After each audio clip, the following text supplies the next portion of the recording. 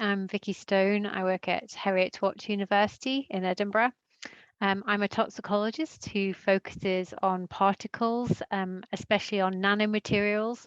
So a nanoscale material is anything that's between 1 and 100 nanometers in size. So that's thousands of times smaller than a human hair. And we're interested in those materials because they can have exciting properties that you wouldn't normally see at a larger scale or when in a normal chemical form.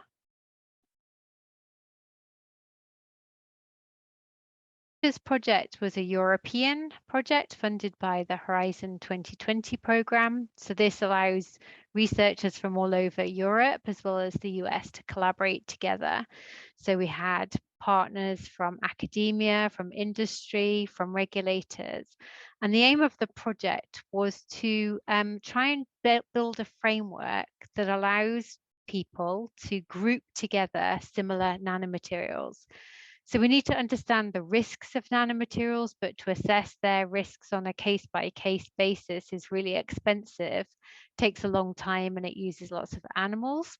So if we can group them together, it means that we can share some of that animal data between more than one nanomaterial. And that's by a process known as read across. Regulators are happy for people to group together substances and to use read across to share data. But until now, industry haven't been very successful at doing that. When they submit dossiers to the regulator, it often doesn't get accepted.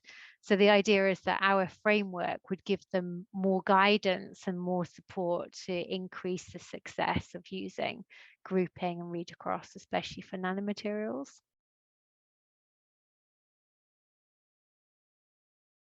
So nanomaterials are used in almost every sector that you can imagine. So for example, in biomedical sciences, quantum dots are considered a nanomaterial. So these are fluorescent particles that are often used for imaging for very small cellular structures or individual proteins or individual molecules, but they're also used for drug delivery as well. So you can use them to deliver drugs to specific targets in the body and to release their drug payload in specific subcellular compartments.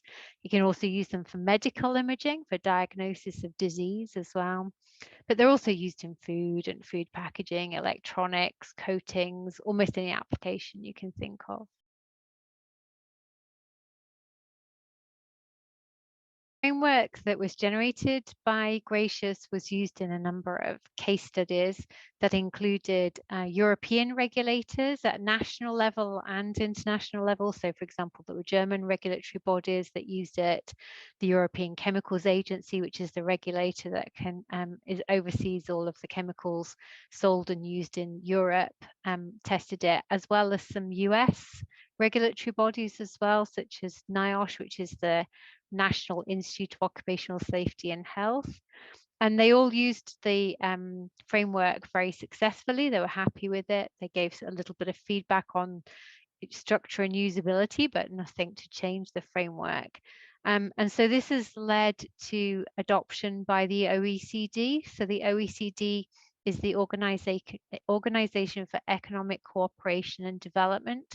So this is an international organization that tries to coordinate various activities internationally. So there are over 40 different countries are involved in OECD.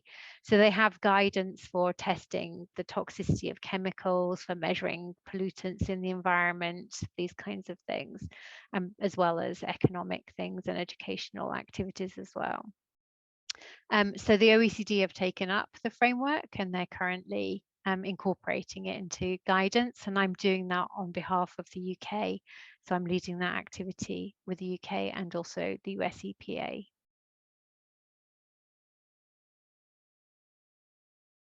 Gracious project really needed input from lots of different stakeholders in order to make it usable. We wanted to make a framework that people would use, and we wanted to make sure that industry would use it and regulators and policymakers. So it was absolutely essential to have their input right from the start of the project.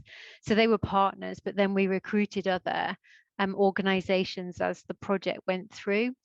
However, we did recognize part of the way through the project that many industry partners wouldn't have the in-house expertise to do grouping and read across because it is quite an expert activity. So we started to engage with consultant companies that provide services to industry as well. And they proved to be really useful as sort of a mediator between the project and what industry would like to use the framework for. So it allowed us to really make sure we built in their concerns, their ideas, their priorities, but also to get them to test the framework at the end. Gracious project is finished, we're feeding the framework from Gracious into several other European projects. So I'm, for example, involved in a project called Sunshine, which is making a system, an e-infrastructure, so an online system to support industry so that they can build understanding of safety and sustainability into the design of new nanomaterials. But it goes beyond the simple nanomaterials that we looked at in Gracious, and it goes now into what we call multi-component nanomaterials. So these are more complex, they have multiple substances in place. Those substances can interact with each other to enhance toxicity. They can also have enhanced functionality that can make them more useful in commercial products as well. So that's exciting that the grouping framework is being used to help inform that product design. So it's not just got a regulatory application now. And there are two other European projects that were funded at the same time called Harmless and Diagonal. They both also wanted to use the framework. So in fact, what we've done is create a network of ambassadors between these projects so that they can collaborate on that development.